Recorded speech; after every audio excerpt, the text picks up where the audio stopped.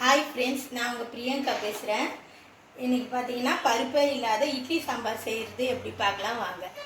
அதுக்கு தேவையான பொருள் 2 வெங்காயம், 2 தக்காளி, 2 பச்சை மிளகாய், தேவையான அளவு உப்பு, 5 பல்லு பூண்டு, 2 ஸ்பூன் சாம்பார் தூள், தாளிப்புக்கு கருவேப்பிலை, 1 வரமிளகாய்.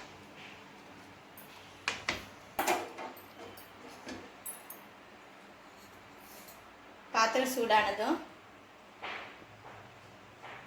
கொஞ்சமாக ஆயில்,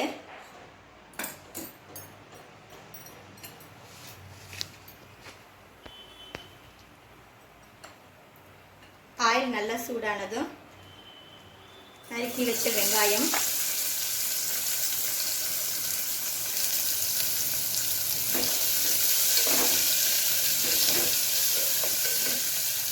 ரெண்டு பச்சை மிளகாய்,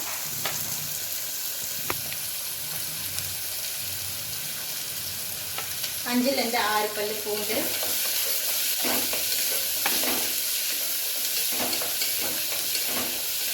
இதை ஒரு 5 மினிட்ஸ்லேயே செஞ்சிடலாம்.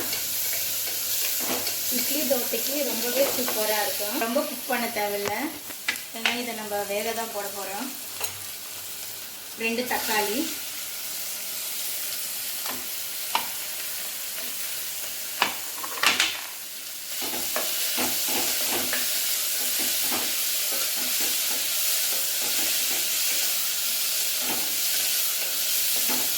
வதங்கிறதுக்கு தேவையான அளவு உப்பு,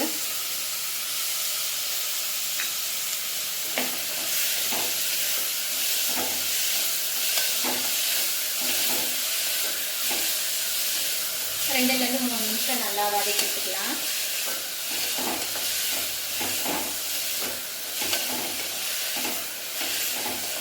எப்போதும் ஒரே மாதிரி சட்னி பண்ணாமல் இந்த மாதிரி பண்ணால் ரொம்ப சூப்பராகவும் இருக்கும், டிஃப்ரெண்ட்டாகவும் இருக்கும்.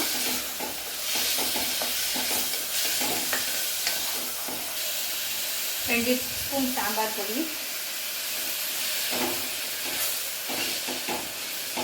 இதில் வேறு எந்த காரமும் இல்லை, நம்ம சேர்த்த பச்சை மிளகாவும் சாம்பார் பொடி மட்டும்தான்.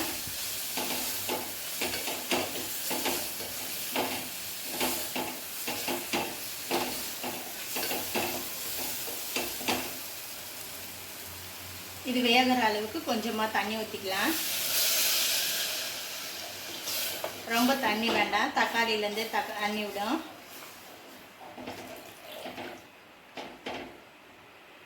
இப்போ இதை மூடி போட்டு 3லேருந்து 4 விசில் வச்சுக்கலாம். A few moments later. விட்டாச்சு, ஓப்பன் பண்ணி பார்த்துக்கலாம்.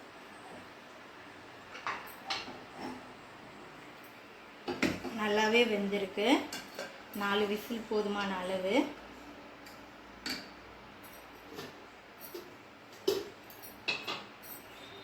ஒரு மிக்சிங் ஜாரில் இந்த தண்ணியை வடிச்சிட்டு இதை சேர்த்துக்கலாம். ஏன்னா சூடோடு நம்ம அரைச்சோன்னா அரைக்க வாட்டப்படாது. அதனால் இந்த தண்ணியை ஃபுல்லாக வடிச்சிட்டு அப்புறமா இந்த தண்ணியை நம்ம சேர்த்துக்கலாம்.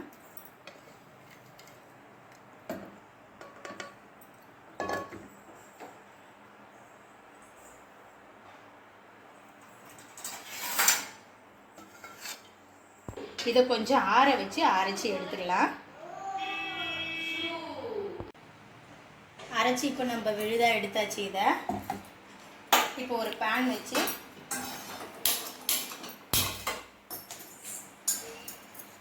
கொஞ்சமாக ஆயில் விட்டு இதை தாளிச்சிக்கலாம்.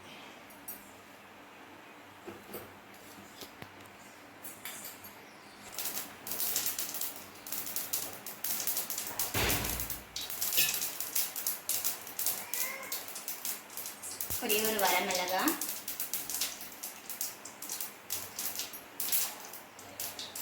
கொஞ்சமாக கருவேப்பிலை,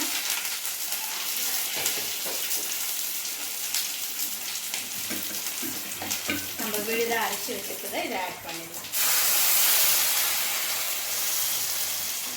இந்த அரைச்ச தண்ணியை இது கூடவே சேர்த்துக்கலாம்.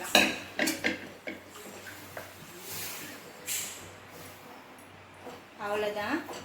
நம்ம சூப்பரான இட்லி சாம்பார் ரெடி ஆயிடுச்சு. இது கூட வேணும்னா உங்களுக்கு தண்ணி உங்களுக்கு ஏற்ற மாதிரி நீங்கள் ஆட் பண்ணிக்கலாம். தண்ணியாக வேணாலும் தண்ணியாக வச்சுக்கலாம், திக்காக வேணாலும் திக்காக வச்சுக்கலாம். ரொம்ப திக்காக இருந்தால் விட திக்காக இருந்தால் அவ்வளோ டேஸ்ட்டாக இருக்காது, கொஞ்சம் தண்ணியாக தான் இருக்கணும் இந்த சாம்பார். நம்ம வேணுன்ற அளவு தண்ணி ஊற்றிக்கலாம். இது லைட்டாக ஒரு கொதி வந்தால் போதும். ஃபுல் ஃப்ளேம்லேயே வச்சுக்கலாம் நம்ம அடுப்பை. இப்போ சாம்பார் ஒரு கொதி வந்துருச்சு. இது ரொம்ப கொதிக்கணும்னு தேவையில்ல. இப்போ அடுப்பை அமர்த்திக்கலாம்.